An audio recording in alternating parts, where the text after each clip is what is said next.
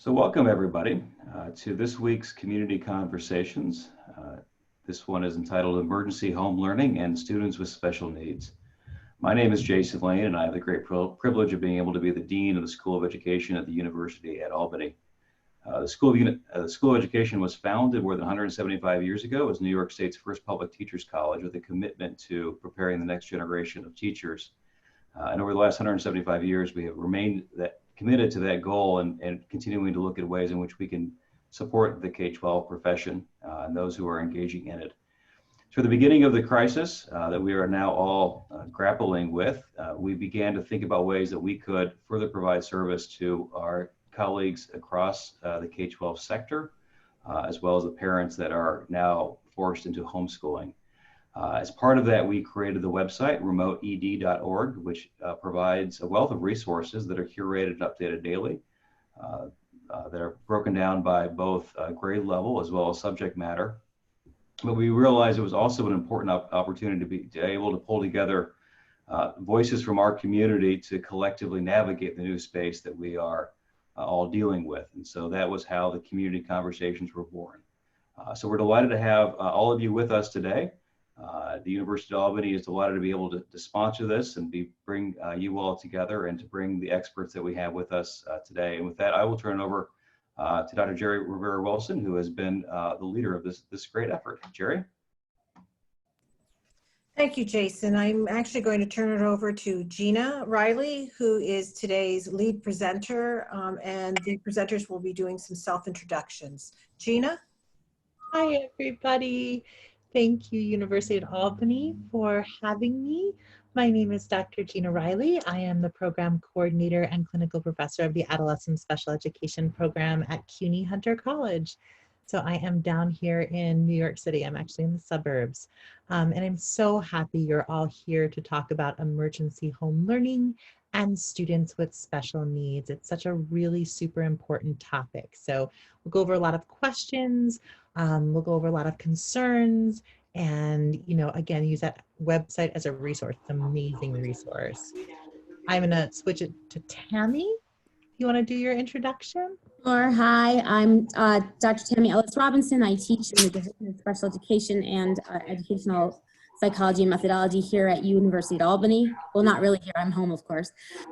And I'm excited to have this conversation with you today. I've been avidly, not only probably like a lot of you, reading all about how we ought to act during COVID, but also really paying attention and having conversations with teacher friends who are looking to make sure they know where their students are, calling them, and I'm excited to share what I've learned and find out what you guys all know, because none of us have been through this before. Awesome. And Carol Lee. Sure. Hi, I'm Carol Lee Kardash. I am the Director of Special Education at Capital Region BOCES. I am too excited to engage in this conversation today because we've all done some amazing work and we have a lot to learn from each other. So I appreciate y'all being here today. Awesome. And Jerry is going to be our facilitator. So I think our first question is really focused on school-based resources. And so it's how can parents utilize school-based resources in the most efficient way when working with their child with special needs? A lot of you are parents in a home learning environment where you are getting a lot of information from schools. You are getting a lot of resources from the school. So the concern is, how do you take all those resources? How do you take everything the school is giving you, your child, and really utilizing it in the most efficient way? Because it can be overwhelming. So I'm going to give it to Tammy, who might want to talk a little bit about that.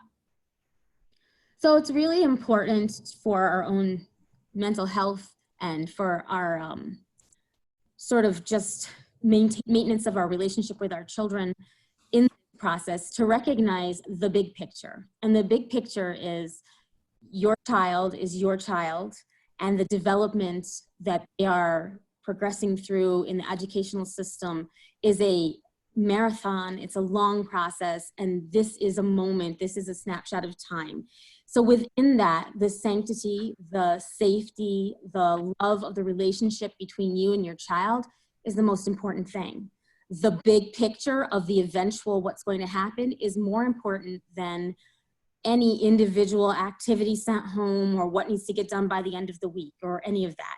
It's very easier for us to overload you as we discover resources and try to make it better.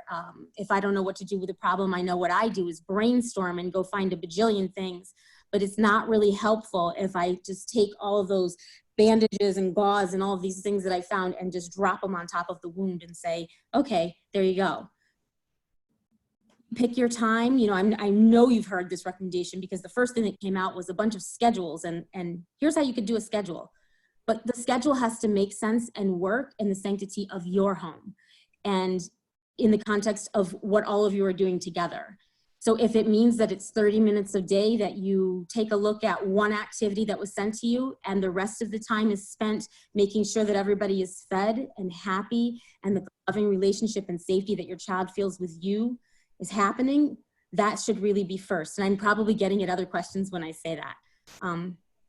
To utilize those resources, the ones you know best, do not be, these teachers, what I see from my teacher friends, and I'm sure some of you on the call will say, is they want to have contact with you. And so go ahead, you can reach out first and say, you know what, here's gonna be the best time for us to have a conversation. And let them know, even if you haven't heard from them in a while, or if they've been calling you and leaving a message every day at 10 a.m., send them an email and say, this is the best time. The best way is to just expand on that partnership that you have with them and make that relationship be real, and go ahead and define your needs within it. Here's what I need. I have 30 minutes. What do you want me to do in those 30 minutes? That's what's going to happen. And you know what? That's awesome. That's all you need to do. You are keeping your child healthy, safe, happy, and you're going to be there for the long haul. I love it. I echo the entire parental teacher collaboration part. This is a time where we really, as parents, as teachers, can come together. I know that teachers are sending a lot of materials, and they're sending a lot of materials because they really want to help parents and they really want to assist you guys in what you're doing at home. But sometimes it can be overwhelming, and sometimes you're just like, oh my gosh, there's so much stuff here. So I do think it's important to feel comfortable enough to contact your child's teacher, to email your child's teacher. We are all in this together. And so this is a real great opportunity as a whole education system, really, to really enhance the parent-teacher collaboration part of school itself. I think also in terms of schedule, if a schedule works for you, as Tammy said, that's perfect. I mean, that's fine. You do what works with your family because that's the most important thing. I also think like if we talk rhythm instead of schedule, it kind of makes like an impact as well. So instead of thinking of like we have to do math at this time, we have to do, you know, ELA at this time, think of your family and have a rhythm. Maybe you do some work in the morning and you break. Maybe you do some work in the afternoon. It doesn't have to be whole days, right? It can be pockets of the day, but really take a rhythm approach and think of what works for best for you and your family. Agreed. And Carolee. Yeah, I was going to share some of those very same things. You know, this is all new to all of us. It is hard on families. It is hard on teachers. It is hard on administrators, and trying to navigate this and figure it out. We really need to look at what is reasonable and what is appropriate. And that's for you as families too. It's so critical for you to understand, you know, and know in your own homes what's reasonable and what's appropriate for you to be able to do in terms of work when all of that is so overwhelming coming in. So again, that communication is key. Talk with somebody at school, whether it's a counselor or a related service provider or your teacher, somebody who can help guide you on, you know, what you can laser focus in on in order to be reasonable and appropriate given this time. I love it. Awesome, awesome. The second question is a very special education-based question, right? We talk about differentiation all the time within the special education world. So I think it's really important to address, what does differentiation look like within this emergency home learning environment? And what does it really mean? And I will focus it on Tammy first. Stay unmuted. So in thinking about this question, my mind went immediately to, well, you're in your home, and so the differentiation becomes in some cases across the age range of all the children who might also be in your home.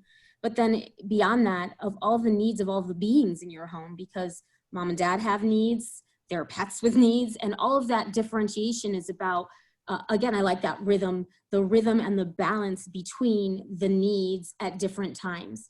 But then lasering it in and thinking about it in the context of the classroom and how the things that can happen in the classroom happen at home, it made me think about looking at all of the assistive technology that can help support the process and allow for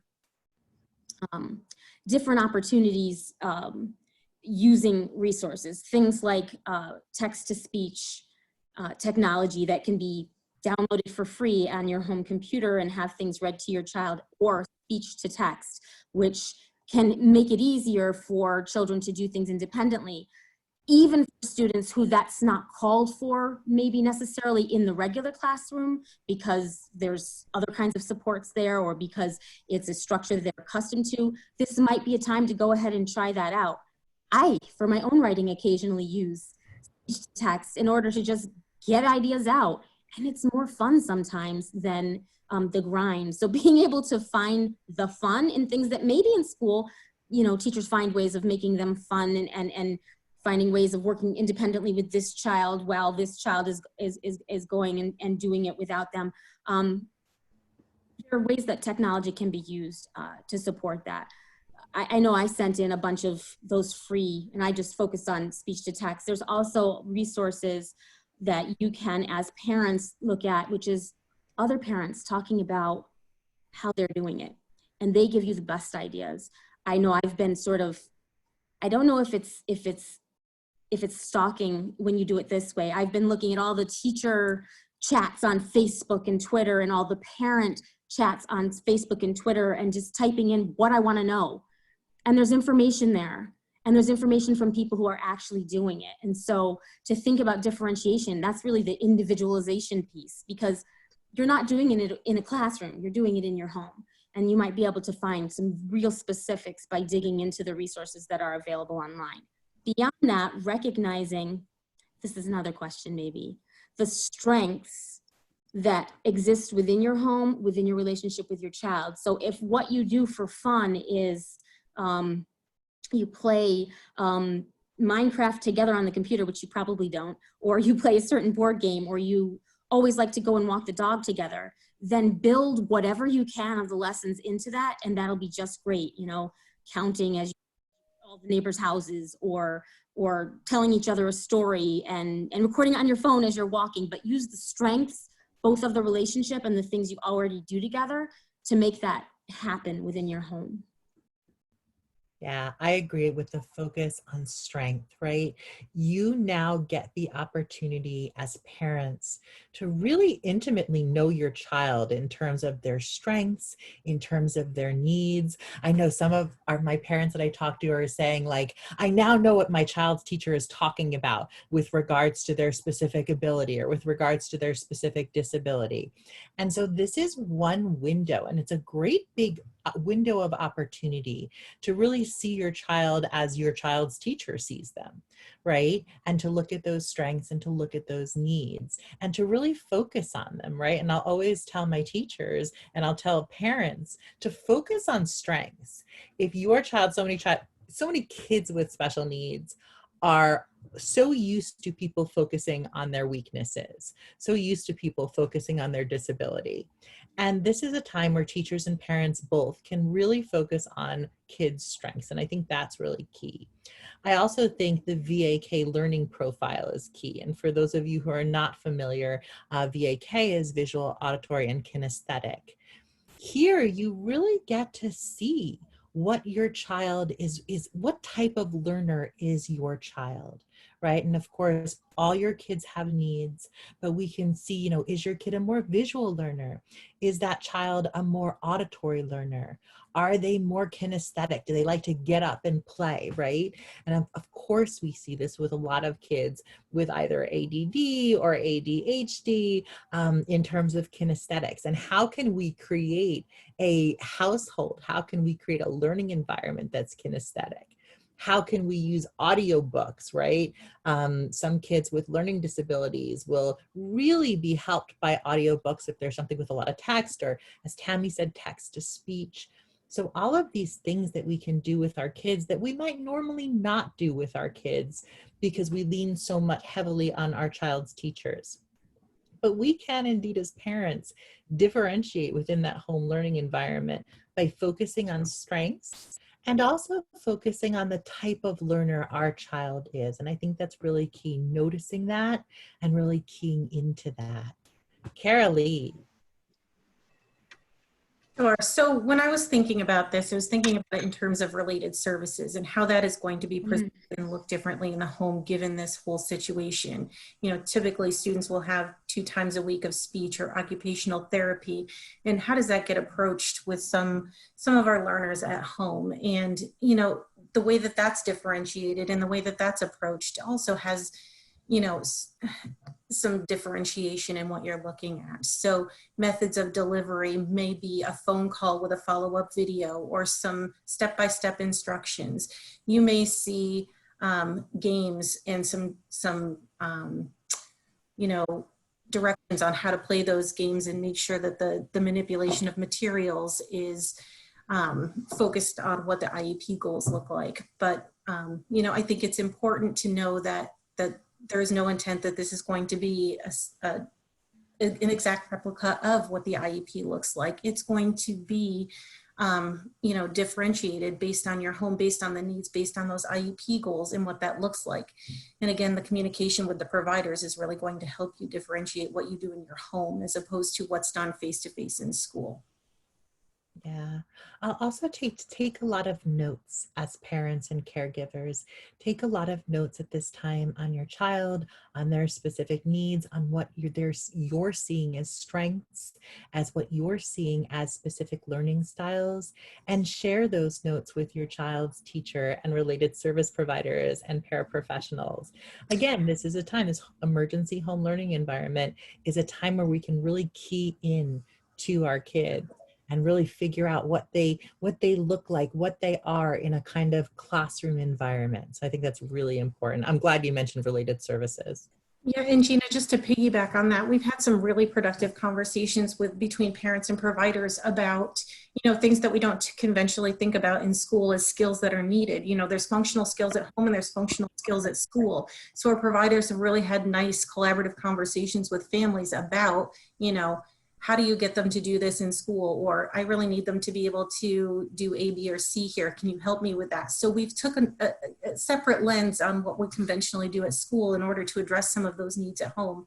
So if you're finding things, you know, just functional skills at home, communicate that with your providers so that they can support you with those given the time. I love that focus, right? Because that also focuses on individuals with more moderate to severe special needs, and that focus on life skills, and that, you know, what you do within your home in terms of everyday skills, your cleaning, your cooking, anything in terms of that is really assisting, you know, in terms of life skills, especially for those with more moderate to severe disabilities. So engage your child in that way. A lot of us are doing a lot of cleaning, and I know sometimes cleaning is a space where parents just want for themselves, but I think it's really important as a skill to engage your kid in cleaning. I also think the budgeting aspect, right? A lot of kids, I'm thinking kids with learning disabilities, all kids, just generally, all kids, you know, and I'm thinking the teens that my students teach really need that life skill of budgeting. So involve your kids into those skills, because those are really functional skills that will grow with them. And this is the one time where we can really invite them into this learning environment that's centered on the home and say, like, really, like, hey, this is how the home works, right? And this is how someday your home will work. And really transfer the skills. This is the one time we get to do that. And as much as COVID has really, a lot of people say it's like, it's made our world minimized. In some senses, it's actually made our world maximized in terms of what we can show and what we can share with our kids, because we're spending so much time with them and because we are now sharing a space with them. So I think that's really key. So we have a question on chat.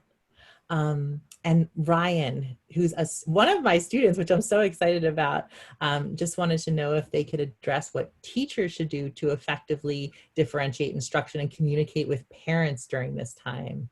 So that's such a good question. Tammy, do you want to take it? To effectively differentiate with students at this time, that's depends obviously on what your caseload is, right? How much you're able to do that. But even if you're doing things because you as a teacher have your own children at home and you're also doing the same thing, finding at least ways to have those individual phone calls with parents and focusing most heavily on how you're interacting with parents, honestly, I think is going to be more effective at this time than trying to provide service that's between you and the child. Obviously, you want to maintain that relationship.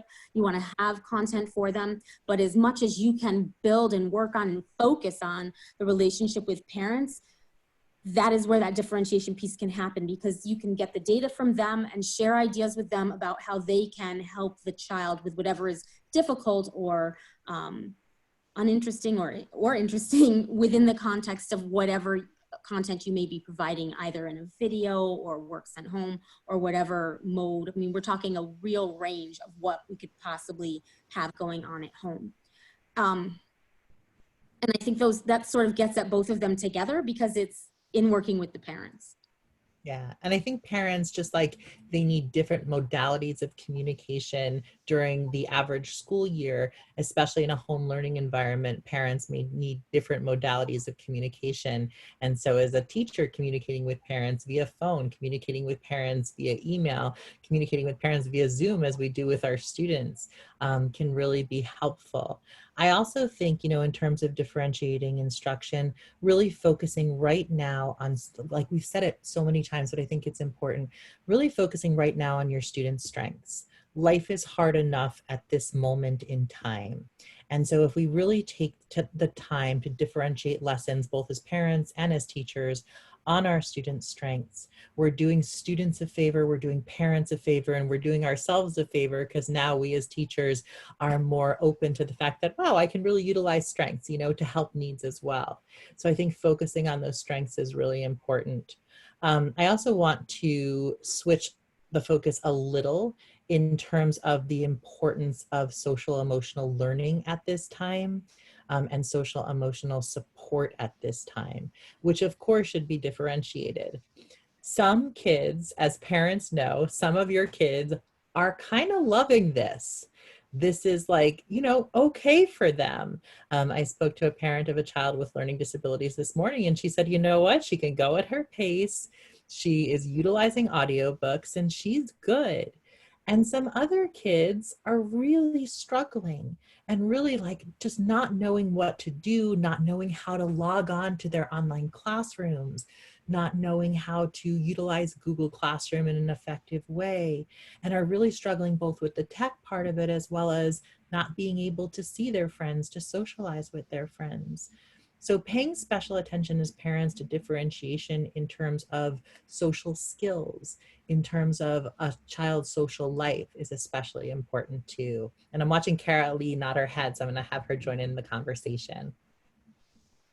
Yeah, I agree, because I think it's so important for us to honor what's going on in that respect.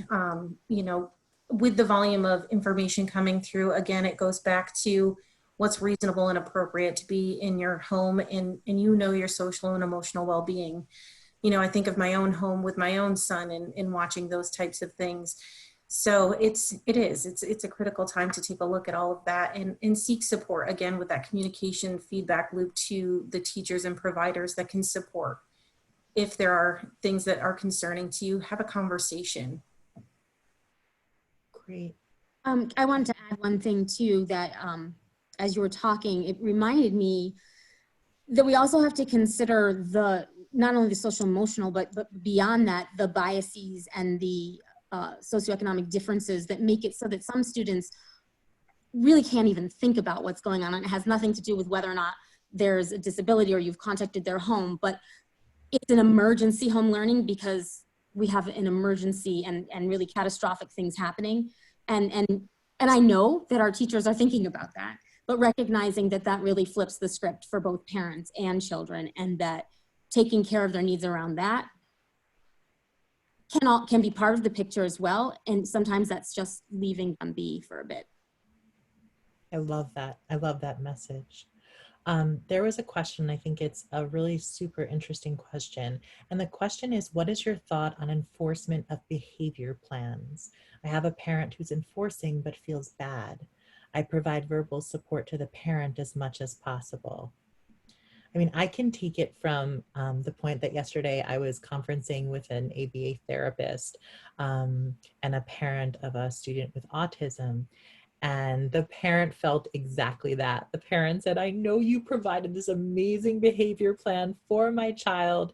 And I'm enforcing, but it doesn't feel natural to me and it doesn't feel right to me. So what do I do? And I think honestly, the ABA therapist just wanted to hug this parent and say, it's all okay. You work within the system that works best, right? If the behavior plan works for you and if you feel comfortable initiating that enforcement, I think it's really important that you do that. And I think that on the other hand, if it's something that doesn't work in your house, because of course school is different than home, let's talk about what might work for your home environment, right? And have a really honest, open conversation with that, whoever the related service provider is, whether it's a counselor or a therapist. And then there's a comment which I think is really important. As a special education administrator, I would not blur the lines of the classroom behavior plan. And Jennifer, if you want to unmute and talk about that, feel free. Okay, hi, I'm Jennifer Christianson. I work in Plattsburgh, New York at a Champlain Valley Educational Services.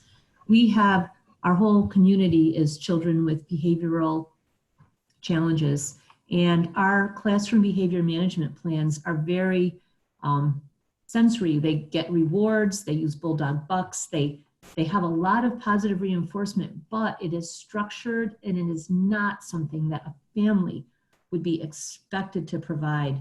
It is far too labor intensive for a family. It is blurring the lines between home and school, and I think it would create such stress for the parents. I mean, it creates stress for the teachers sometimes too, as you know, and I just think it's the wrong, you know, it's like putting the car in the house. The car goes in the garage, not in the house. Yeah, I think that, you know, I completely agree. And I think that that conversation, again, between the related service provider, between the ABA provider and yourself is really essential at that moment, right?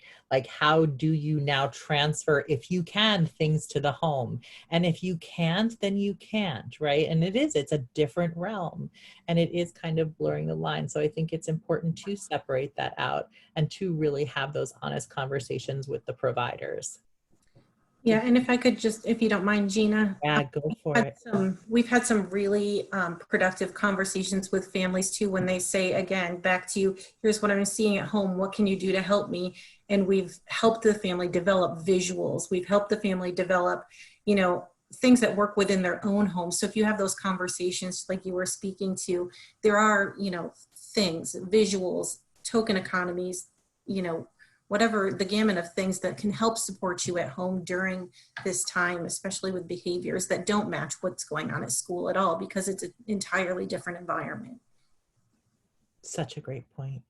Yeah, and keep chatting everybody, because we want to address all concerns, and especially with specific disability, especially within the specific realm.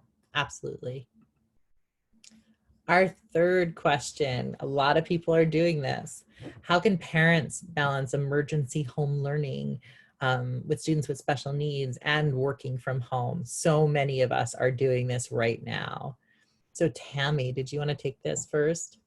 Sure. Of course, I think I jumped in with my feelings around this question from the get-go, which is that home is home, and it's really important because there's a lot of uncertainty and anxiety around this whole thing, that why are we all at home all of a sudden, to maintain home as home.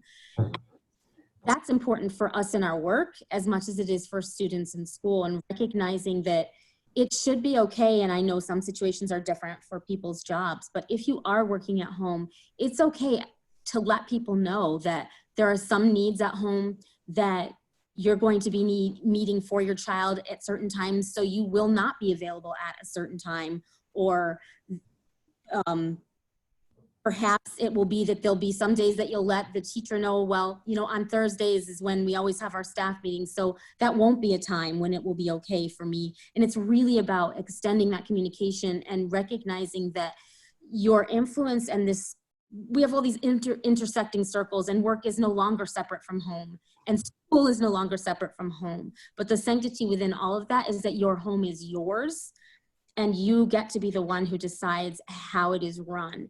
In order to consider that balance, be reasonable and kind to yourself, and make sure that you're scheduling in that time for self. I know that these community conversations have spent some time attending to mindfulness and mental health needs and maintaining of relationships. That is paramount and sanctified above any of the work that we do, is our relationship as human beings and the protection and preservation of our lives.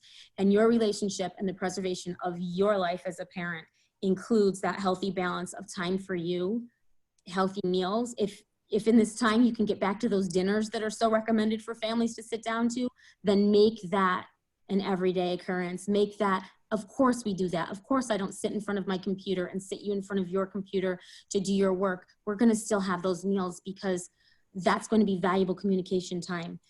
Maybe when this is finished, when we all come back to other spaces together, however long that takes, we will have established an understanding of what we want home to be, that returns to, I think, that ideal and utopic idea of what our homes can be. And so the big picture, or the ending of that statement before I pass it back to you, I think really becomes, make your needs known to work, to your family members, and allow yourself to have needs. I love that. Sarah made a comment on chat and said it's not balanced. And that's, as Tammy said, that's perfectly okay, right? We're not in this realm where, you know, it can be balanced. We're in this realm where we're all working to do our best. And I think the idea is for everyone just to do their best in the situation that they are in right now, and be really realistic about what that looks like. Cara Lee, and then I'm going to jump in with some other ideas. Sure. So, you know, when I first thought about this, I thought about taking care of yourself, taking care of your family, knowing what you need. And I think it's okay as the volume of work comes through and the volume of communication that comes through from the school to say, my gosh, give me one thing to focus on, one thing to do, one thing to accomplish. Let's accomplish that and then move forward. Or if you're a family that can do two things, it's okay to say, I can only do these two things right now. What are the priorities that you want me to focus on, and how can I do that and move the learning forward, or reinforce the skills that they've already learned. But, you know, again, don't overwhelm yourself, and communicate that back to that team of folks, so they're not flooding you with those different types of tasks and different learning opportunities, because those things are important, and you need to be able to balance that on your end. Yeah, agreed. Beautiful. I think as someone who has done it, as someone who, when we were not in COVID, was homeschooling and working from home and going to school, I think I can't express enough how important it is for parents to fill their cup. And I use this fill their cup analogy a lot, right? Especially as a parent of a child with special needs, you need to take, whether that's like 7 o'clock in the morning, quiet time, whatever that is for you, to fill your cup. But also you need to fill your child's cup. And so it's this constant balance of filling your cup and then taking the needs your child has and filling their cup. Jennifer just made a comment on chat about the importance of playing with children at home. And this opportunity to play creatively engages the imagination. It's very creative. It's amazing. Spend a really focused amount of time playing with your kids or your kid, and then it kind of like fills their cup, and then you can go and work a little bit, right? And it's just this constant balance of like having this very focused play or work time with your child, or your phone is off, your computer is off, you are totally and completely focused on them. And what it does is it buys you a little time to work, right? So if you need to sit down and work and do things for an hour, it buys you a bit of time. And if your kid wants to sit next to you during that time, or if your child has needs to be near you during that time, then they do that. They sit next to you, they be near you. And that's really important. I call it like the fill your cup, fill their cup, fill your cup, fill their cup.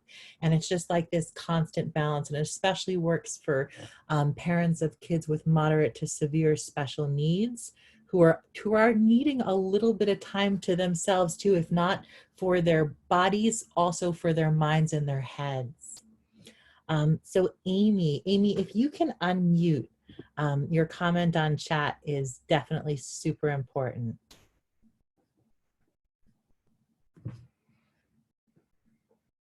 Okay, I think I'm unmuted. Got it, yep. Okay, thank you. No, I work in Albany, right near the university. I went there myself years ago, but we're in that like the urban district, and we have a lot of pressure on us right now to make, and I have a self-contained class, and my 3 TAs are also in this meeting, and I wouldn't be able to do it without them because we're breaking everything up, but the pressure is there that we make sure that that academic piece is there. And today at grade level meeting, I'm in kindergarten, the regular gen ed teachers are having, we have more luck getting in touch with our parents and more response from our kids than they are. And we've now just taken the advice that you just gave, which is we've got to go back. There's got to be play. We've got to see them as kids and where they're at and where the families are at. Because where we're at with our families is very, very different than where I'm even living at home. It's very, very different. And we have to, I just feel like I'm texting my TAs at the same time saying, I feel justified in the choices that we're making and what we're doing for them. Because you're not hearing that it's okay because nobody knows if it is okay. But our thing is now just, I don't know, I'm sure you agree too, the data has to be there. Yeah. So we're just making sure that when we contact the parents, that when the parent says, I can't do any more than this, great. How can we help you with what it is you're doing? That's, I just wanted to kind of put that out there because we don't know and we're feeling overwhelmed and, same thing. I think it's wonderful. Thank you. I think it's such an important message that parents hear and teachers hear both, right? That teachers are like, oh my gosh, we understand you, right? Because parents, I love Mary Beth's comment. I would encourage parents to let teachers know if and when the work is overwhelming, right? I love that teachers are saying, we understand you and we're trying to make it good for you. And again, that's where that parent-teacher communication is essential. Don't be shy. Your teachers want to hear from you. Parents want to talk. Let this be an opening for a really amazing parent-teacher-child relationship, right? That's the silver lining in all of this. Don't be afraid to contact administrators because they are, just like everyone is receiving directives. Administrators are receiving directives from the state, the teachers are receiving directives from administrators. So if we all open that line of communication, there'll be a lot of good stuff going on. And then Carolee or Tammy, if you want to jump in. I think it highlights the spirit of, changes in the law to ensure that parents are involved in the educational process, but in a process that is teamed, in a process that is about shared advocacy for the best outcomes for your children. And this sounds like this is creating a space for an obvious need for an organic communication and an organic relationship that can extend and maybe shift from what is obligatory, we'll send you information and we'll talk with each other, to very real relationships with one another that are in the end going to carry over into your future work with children as well. And in terms of data, the notes that you take on those conversations and what parents are sharing with you, that is data. That is important information. And that the importance of that information can be shared with your administrators and shared across the board. This is what we're doing, and this is why it matters, and this is why the parents think it matters, and this is why the children think it matters. Let's ask them too in the process. This is a time that advocacy can really shine, that learning to become a self-advocate for children and teens can really shine. Have your child really realize and know their own strengths and learning styles and how to be a self-advocate for themselves. I love that. And I love Allison's comment. I've encouraged many of my parents to tell me if things are too overwhelming for their kids on a case-to-case basis. And I think that's essential. I love all the caring teachers that are on this. It's so amazing to hear. Hira, if you can unmute, you had a larger question that I think is super important.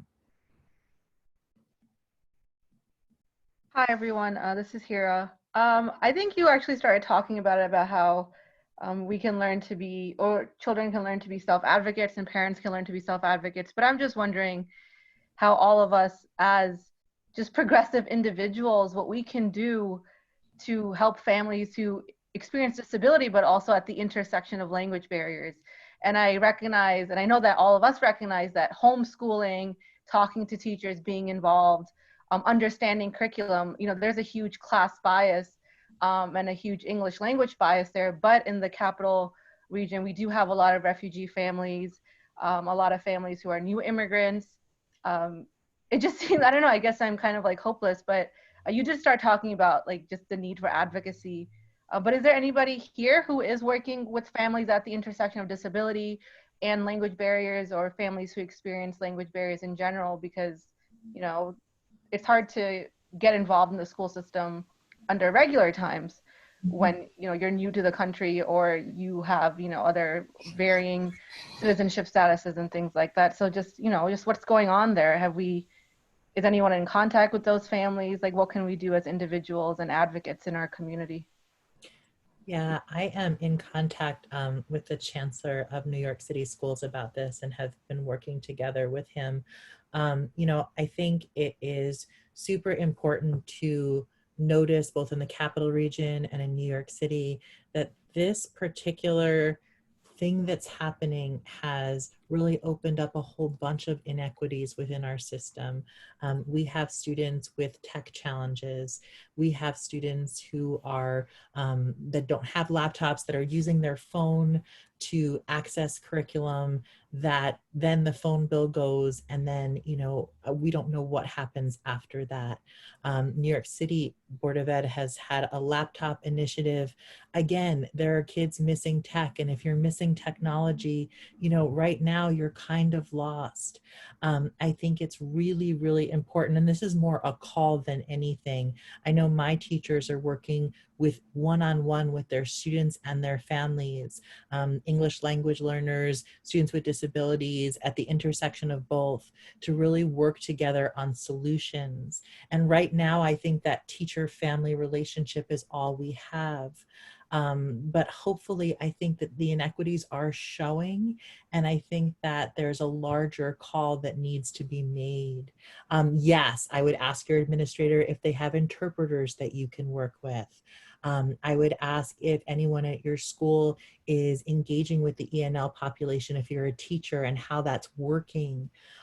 You really do. These are families we really need to be reaching out, and these are families that need the most help. So this is both for teachers who are doing amazing things, keep doing those amazing things. And for teachers who are wondering, what can I do? This is a call for people to really reach out to people. Tammy. So I know a couple of individual examples of teachers who are working with students with disabilities who are also English language learners. And in that situation, what stands out to me and what they're saying is the lag in the ability to be responsive to anything beyond just trying to first find their kids, because a lot of people ended up in different places than they may have been when school was in session, and then reaching out and explain the fact, just the details of what they're trying to engage in and do with the students. And they're only up to that point right now with some of their students.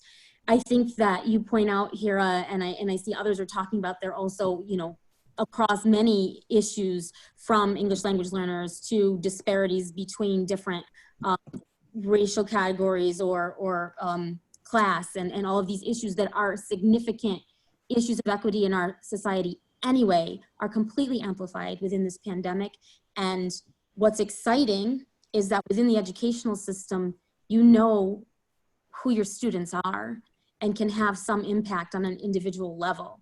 So to some extent, we can call upon those who you can find to just promote activism that will expand beyond the purposes of education. And maybe at this time, that's just a really important model to think about, that we have a space now as social justice advocates within education, because if you're working with students with disabilities, that is what we're doing, to dig in deep and figure out what we can do. And if you're only in touch with 7 of them, is there a way that the community itself can become part of the solution? Can you reach out to the 7 that you're talking to and find out if they can call one another, whose parents know each other? There's lots of people who have been volunteering with these families through programs like RISE and other groups that are working with immigrant families in general. Can we partner even more so with them? And many teachers are already, in order to build up and make changes that will hopefully be lasting beyond this pandemic. Maybe we all get even more eyes on the prize about it than we've ever been. Beautiful. Yeah, there's amazing comments going on. There's a question about pre-K teachers required to have 5 sessions per week. And I would say, you know, you do what you can handle. I think that the role, you know, pre-K is about play. And so to have, you know, 5 sessions per week is really hard to, it's really just realistically hard. And so do what you can within the limits of what you're being told to do, you know, and to really focus on family and play and what parents can do within the home easily. I think that's super important. All right, so I'm really being cognizant of time. I want to talk about everything. So we're going to go to the 4th question, which is, what specific needs do caregivers have at this time? And what are some helpful coping resources for parents and students alike? And I think, Tammy, I'm going to have you take the lead on that question. So this sort of overlaps with the idea of paying attention to your own mental health and putting your own mask on first before you put it on another person. And so some resources that are out there, a lot of telehealth opportunities in mental health. And I know that the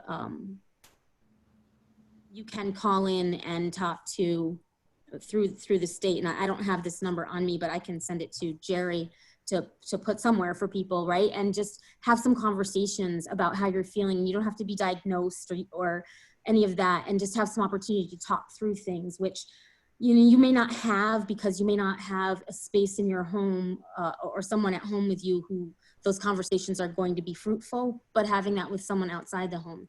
It's also important for us to recognize, in terms of coping resources, that our hobbies and the things that we've done before, and to the extent that we can continue to do them, we should. You know, my daughter is a ballerina. We brought in a ballet bar, right? Which I know that's not really necessarily what people are going to be doing, but things like that.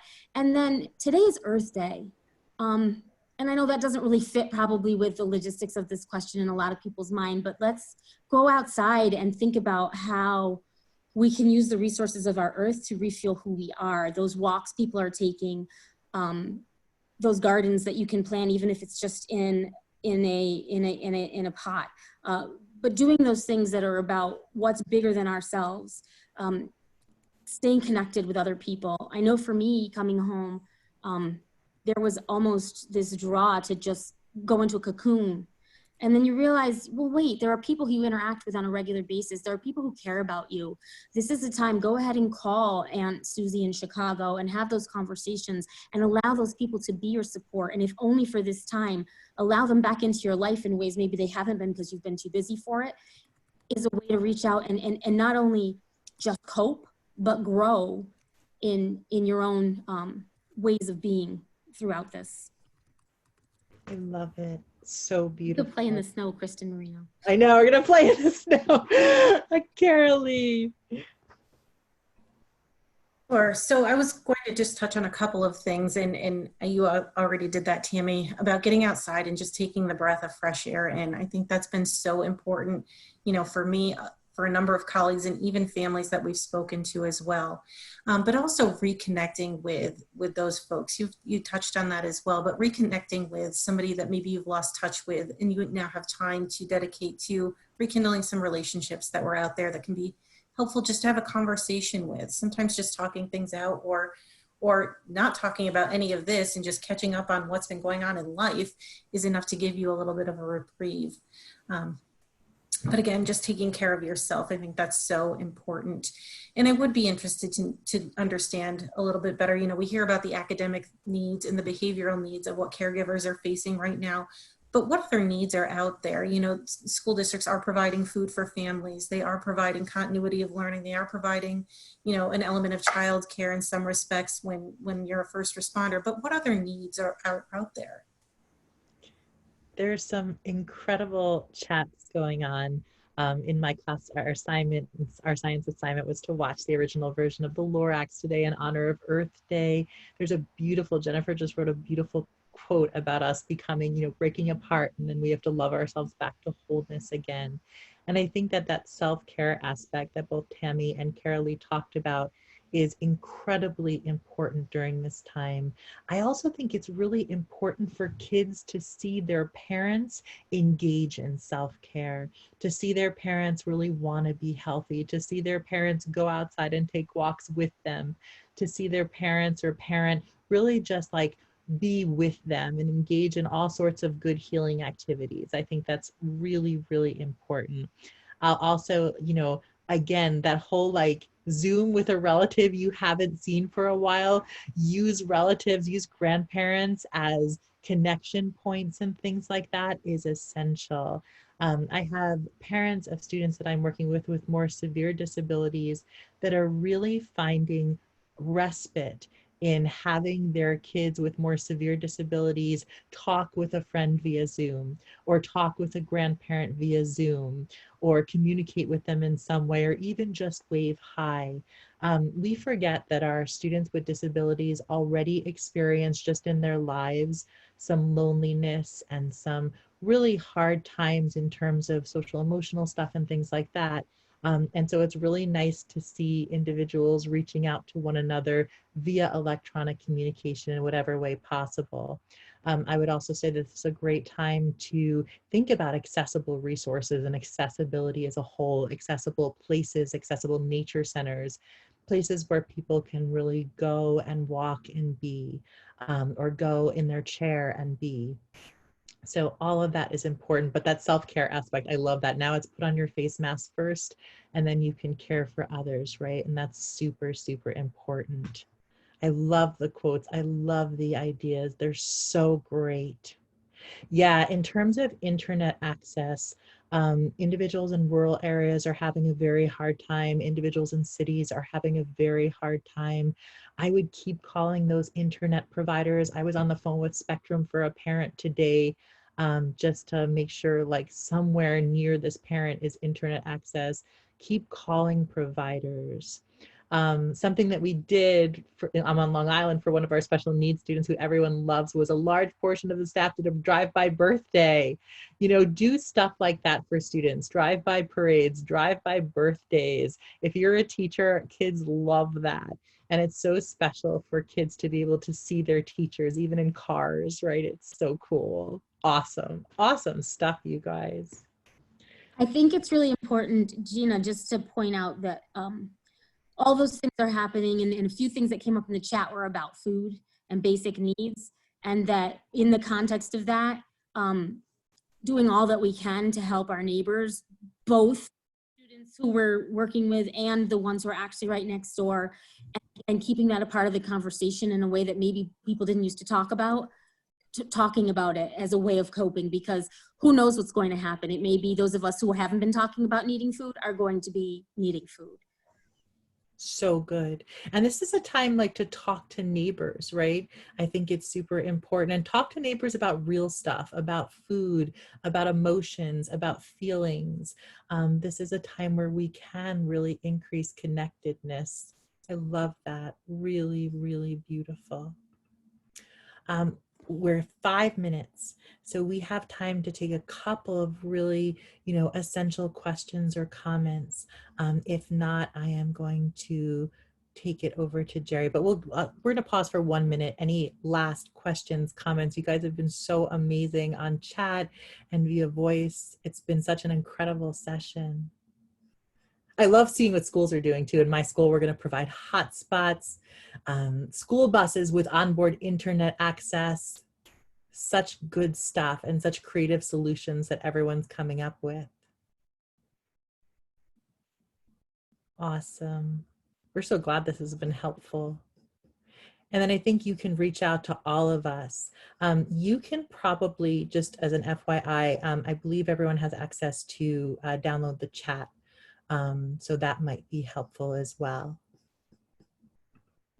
Jerry, do you want to take this from here?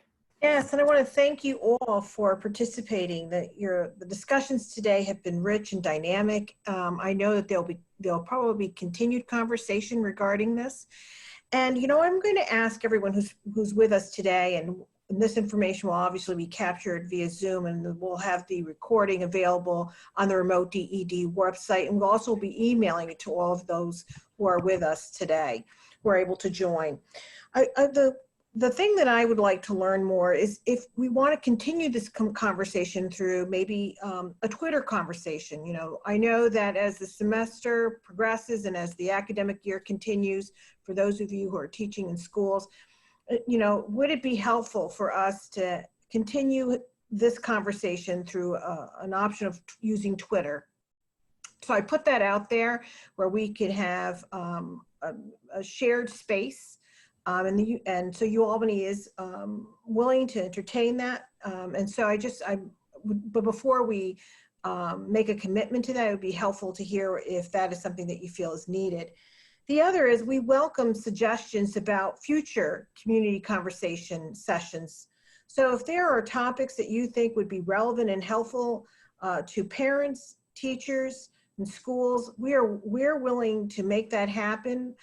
We just need to hear from you. And I'd ask you to drop me an email or send atlas, AATLAS @albany.edu.